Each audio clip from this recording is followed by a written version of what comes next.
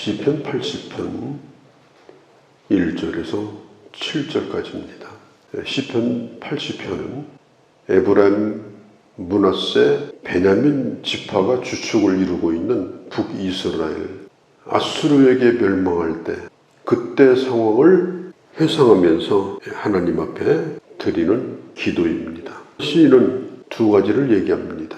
하나님은 어떤 분이고 나는 누구인가? 이게 언제나 중요합니다. 우리가 힘들고 어려울 때 우리가 겪는 일을 어떻게 돌파해서 이걸 뚫고 지나가야 되는가? 그때 생각할 것이 하나님은 어떤 분이신가? 두 번째, 나는 그 하나님 앞에서 누구인가? 오늘 이 시인은 두 가지를 생각합니다. 첫 번째는 1절에서 7절까지는 하나님은 나의 목자십니다. 그리고 8절에서 19절까지는 하나님은 포도나무를 책임져 주시는 농부입니다. 그럼 나는 누구냐? 오늘 1절에 나와 있는 대로 주님이 기르시는 나는 양입니다. 주님께서 나를 인도하여 주심을 나는 믿습니다. 두 번째, 나는 누구냐? 나는 주님의 손에 붙들려 있는, 주님이 친히 가꾸시고 책임져 주시는 포도나무입니다. 현실적으로 볼 때 지금 이스라엘의 상황은 흩어진 양떼처럼 되어버렸습니다. 주님이 버리신 게 아닙니다. 그들이 주님을 떠났습니다. 떠나니까 이스라엘은 패망에 이르게 됩니다. 포도나무도 마찬가지입니다. 주님께서 애굽에서 뽑아서 광야에서 훈련시키고 가나안 땅에 심었을 때는 최고의 포도나무였습니다.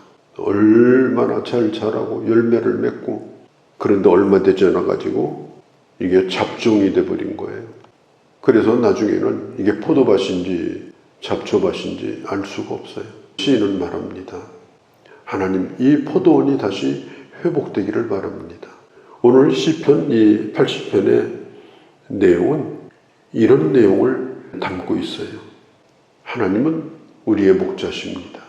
양은 목자를 떠나면 안 되는데 우리가 잘못해서 주님을 떠나고 말았습니다. 목자를 떠난 양은 어떤 것도 보장이 안 됩니다. 살아갈 길이 없습니다. 그러나 목자를 따라가는 양은 가는 길이 아무리 험해도 모든 걸 보장받습니다. 이 중동 지방의 양은요, 본래 풀도 없고 물도 없어요. 양이 사는 길은 죽으라고 목자만 따라다니는 거예요. 묻지도 않아요. 걱정도 안 해요. 왜? 가다 보면 먹을 게 생기니까, 가다 보면 물을 만나니까 하나도 걱정도 안 합니다. 양의 모든 것은 목자에게 달려있는 겁니다. 우리 예수님도 요한복음 10장에서 나는 선한 목자라, 양의 안전을 보장하는 나는 양의 분이다, 나로 말미암아 들어가고 나가며 꼴을 먹게 될 것이다, 생명의 풍성함을 누리게 될 것이다. 지금 이스라엘의 불행은 이 목자를 떠났기 때문이라고 시인은 고백합니다. 성경에 보면은 삼손 같은 유명한 사상, 또 사울 왕, 처음에는 참 좋았잖아요. 솔로몬 같은 사람, 그 말년이 그렇게 좋지 않았죠. 왜 그랬습니까? 그들이 못나서 그런 게 아니에요. 다 훌륭합니다. 그런데 그들이 하나님을 떠났기 때문에 그런 거예요. 아무리 개인적으로 뛰어나도 그가 하나님을 떠나게 되면 그 끄트머리는 아주 비참하게 되어버립니다. 우리가 이걸 잊어버리면 안 돼요. 오늘 1절에 보니까 하나님은 어떤 분이냐? 양떼를 인도하는 분이요, 그룹 가운데 좌정하시는 분이다. 그룹이 어디 있는가? 법궤 뚜껑 위에 그룹이 있고 그 그룹 사이가 속죄소입니다. 그래서 이스라엘 백성들은 어디를 가든지 법궤를 앞세우고 그 그룹 사이에 주님이 좌정하시고 앞장서서 하나님의 백성들을 인도해 주셨습니다. 목자 되신 주님이 하나님의 백성 가운데 좌정하시고 인도하여 주셨다는 거예요. 지금 시인은 기도합니다. 2절에도 3절에도 우리를 구원해달라, 우리를 구원해달라, 저 아수르로부터 구원해달라. 2절에 보면 에브라임, 베냐민, 므낫세, 에브라임은 12지파 가운데 가장 강력한 지파입니다. 북이스라엘의 주축을 이루는 지파들이에요. 그런데 지금 망하게 생긴 겁니다. 우리를 구원하러 오소서, 우리를 건져주소서. 북이스라엘이 기원전 BC 722년에 북이스라엘의 수도가 사마리아인데 사마리아가 무너지고 결국은 망하게 되어집니다. 지금 이런 상황을 지금 얘기하고 있는 거예요. 시편 80편을 쭉 읽어보면 처음부터 끝까지 연결되어지는 단어가 있습니다. 얼굴의 빛을 비춰달라 하는 거예요. 1절에 보면 빛을 비춰주소서, 3절에 얼굴빛을 비추사, 7절에 주의 얼굴 광채를 비추사, 19절에 주의 얼굴 광채를 우리에게 비추어 우리를 구원해달라. 민수기 6장에 보면 제사장의 축도가 나오죠. 하나님이 복을 주시는데 너를 지키시기를 원하며 또 한 가지는 그 얼굴빛을 내게 비춰주시기를 원하며 또 한 가지는 평강 주시기를 원하며 우리가 하나님으로부터 받는 복 가운데 하나가 뭐냐? 주님의 얼굴빛을 우리가 보고 사는 겁니다. 얼굴빛을 본다는 말이 뭐냐? 늘 주님을 대면하여 살 수 있는 축복을 가리키는 거예요. 외면하지 않는 거.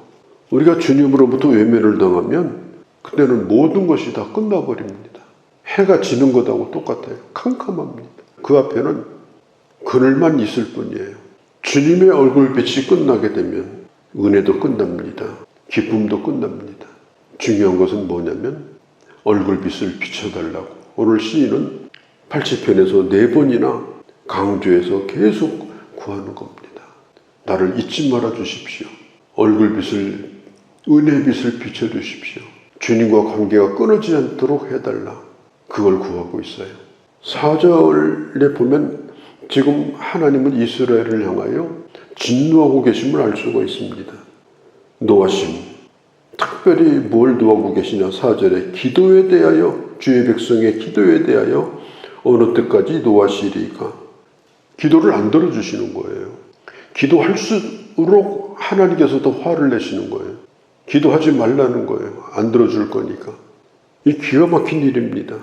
지금 고통스러워서 구해달라고 하는데 그 기도는 외면당합니다. 이사야서 1장 15절 17절에 보면 똑같은 상황이 벌어져요.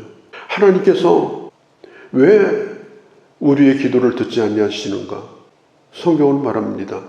너의 손에 악이 가득하기 때문이다. 그 손을 가지고 와서 도와달라고 손을 벌리니 거기에 내가 뭘 줄 수 있겠는가? 옛날 시골에서 1년 내내 단 한 번도 소식도 없고 와본 적도 없는데 어느 날 갑자기 찾아오는 사람, 반가운 사람이 아니에요. 논 팔아달라고, 밥 팔아달라고, 소 팔아달라고 오는 사람이에요.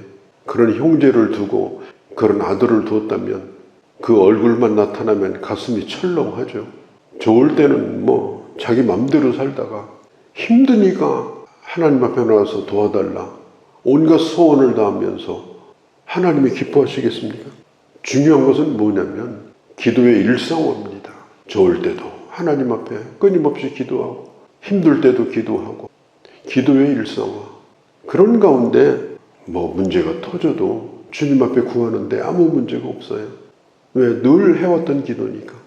주님 앞에 나가는데 장애물이 없습니다. 그래서 이 기도의 일상화가 중요한 거예요. 아예 기도를 잊어버리고 살다가 밥 먹을 때 기도해야 되나 말아야 되나 하루에 3번씩 고민하면서 그건 정말 하나님 앞에서요. 무슨 도움을 받을지 저는 모르겠어요. 예수 믿는 사람은 기도가 일상화되어야 합니다. 아침에 깰 때도 기도하고 좋으면 좋아서 감사하고 어려우면 어려울 때도 기도하고 그러면서 그 기도가 모든 상황 가운데서 이어지게 될 때 하나님은 그 기도를 응답하여 주십니다. 오늘 성경에 보면 정말 눈물 젖은 빵을 먹고 있는 겁니다. 지금 사는 게 아닌 거예요. 6절 이후에 보면은 더 힘든 건 비웃는 거예요. 아수르가 비웃고 하나님이 정말 살아계신 거냐? 하나님이 어디 있느냐? 하나님이 너희를 구원하겠느냐. 6절에 보면 이웃에게 다툼거리가 된다고 했어요. 이웃에게 다툼거리가 뭡니까? 분명히 내 땅인데, 내 집인데 이웃이 와가지고 서로 먹으려고 싸우고 있는 거예요. 자기 거라고. 그런데도 다 뺏기는 겁니다. 지금 이스라엘 상황이 그래요. 저는 이 말씀을 보면서 조선이 망할 때 상황하고 똑같습니다.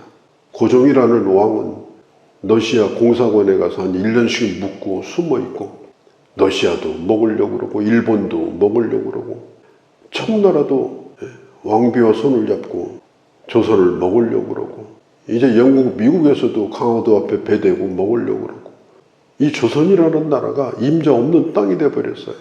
지금 북이스라엘이 마찬가지예요. 분명히 우리 땅이에요.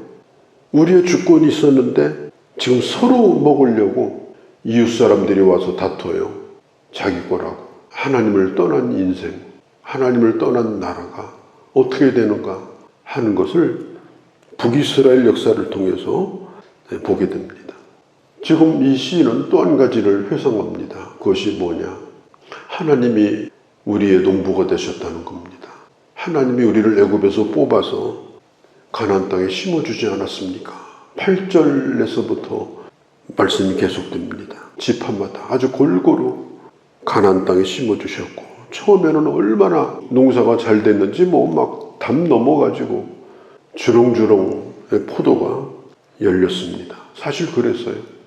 다윗의 때나 솔로몬 때는 저 유브라데까지 세력이 미쳤고, 주위에서 종을 바치러 왔고, 또 한 수 배우려고 많은 사람이 줄을 서던 때도 있었습니다.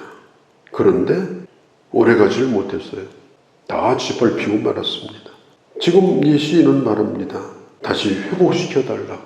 다시 포도원을 회복시켜달라. 다시 열매를 맺게 해달라. 18절에 보면은 서원도 합니다. 회복시켜주면은 이제는 주님에게서 물러나는 일이 없겠습니다. 다시는 주님을 떠나지 않겠습니다. 그러면서 19절 마지막 얼굴빛을 비춰달라. 우리를 쳐다봐달라. 지금 시편 이 80편의 이 상황은 너무나 절박한 상황입니다. 우리 예수님은 우리의 목자가 되셨습니다. 우리 예수님은 우리의 참 포도나무가 되셨습니다. 오늘 우리에게도 과제가 뭐냐? 예수 그리스도를 따라가는 겁니다. 참 포도나무 대신 예수 그리스도를 떠나지 않는 것입니다. 그 순간 모든 걸 다 잃어버리게 됩니다. 가장 중요한 것은 생명을 잃게 됩니다. 영적 생명을 완전히 잃어버리고 심판의 대상이 되는 겁니다. 시편 이 80편의 시는 구약의 시가 아니라 바로 오늘 우리에게 당면한 매우 중요한 기도이고 시라는 사실입니다.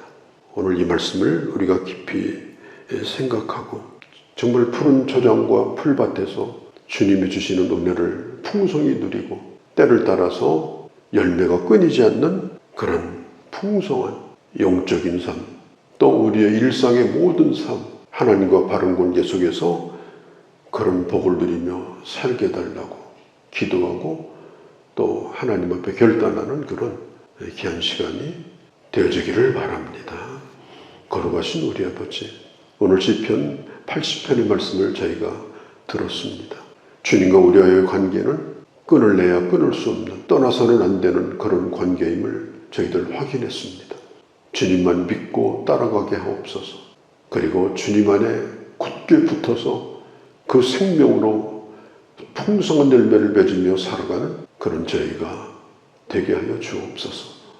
언제나 주님의 얼굴빛 가운데, 그 은혜의 빛 가운데 거하며 어둠이 지나고 밝은 해가 뜨듯 그런 은혜를 늘 누리며 주 안에서 살아가는 그런 저희가 되게 하여 주옵소서. 오늘 야로도 주께 의탁합니다. 우리 주 예수님의 이름으로 기도하옵나이다. 아멘.